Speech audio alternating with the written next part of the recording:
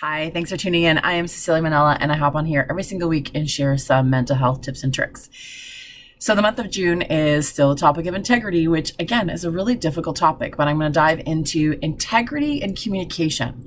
So I'm going to get really specific around how to have integrity in your communication styles. So this is again across the board to any relationships, intimate partner relationships. It can be parenting or friendships, or even like relationships at work.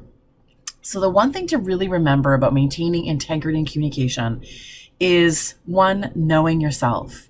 So it's knowing your wants, your needs, your thoughts, and your feelings, what you need in a connection. That is the first step of having integrity. Now, why is that important in communication?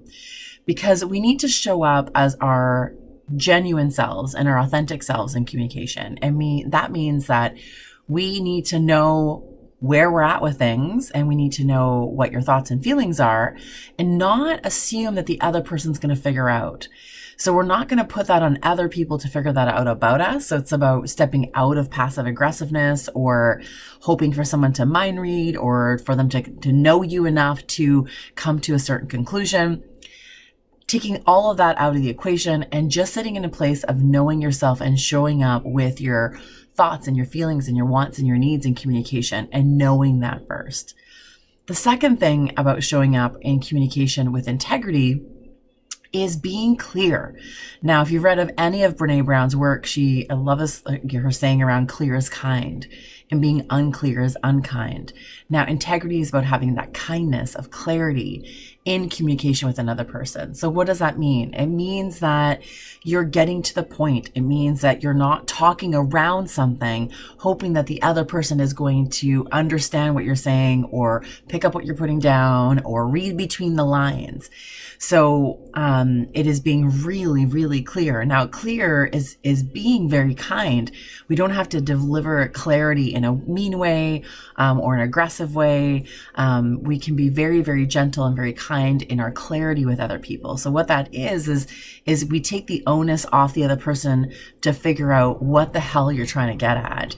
And we are just putting it out there in a really genuine and honest kind of way that is clear to the other person. And if it's not clear to the other person, it gives that other person a chance to ask you for some more clarity.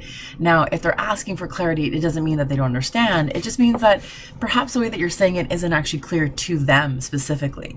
And it is, again, going back into that conversation with a little bit more clarity. So the third thing about having some integrity in communication is being open to feedback. Now, because what that is it comes into with some humility in conversation that you don't know everything, and you are not perfect. I'm not perfect. Nobody's perfect. We're all imperfect humans trying to live this imperfect life. Now, communication isn't perfect in any kind of way, but maintaining integrity means that you're open to the idea that you might be wrong. You might be delivering it in a way that isn't loving and caring and kind. Maybe your perception of the situation is incorrect. And being open to feedback is showing up with that humility of stepping into who you say you are, that you're a kind and loving person. So when we're closed off to feedback and we get defensive, or we get very reactive, or we think people are attacking us, or we can sit in this victim place sometimes, this kind of poor me place, which we all do, by the way. But some of us, we stay there a little bit longer, and we want to kind of get out of that. So if you want to get out of that place of reactivity, the easiest shift is to allow yourself to be open to feedback and to sit in a place of, this person's trying to tell me something that I probably need to hear. And in doing that, it builds this relationship, and the relationship then has more integrity. It has more honesty. It has more clarity. And that's how you bring integrity into conversation. So you really want to know yourself and know your thoughts and feelings and wants and needs and desires. So that's knowing self.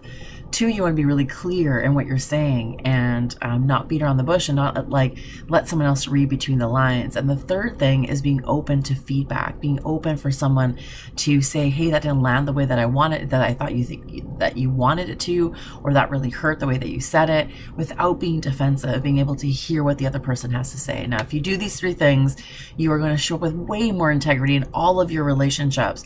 And trust me that it is going to change the way that the people interact with you.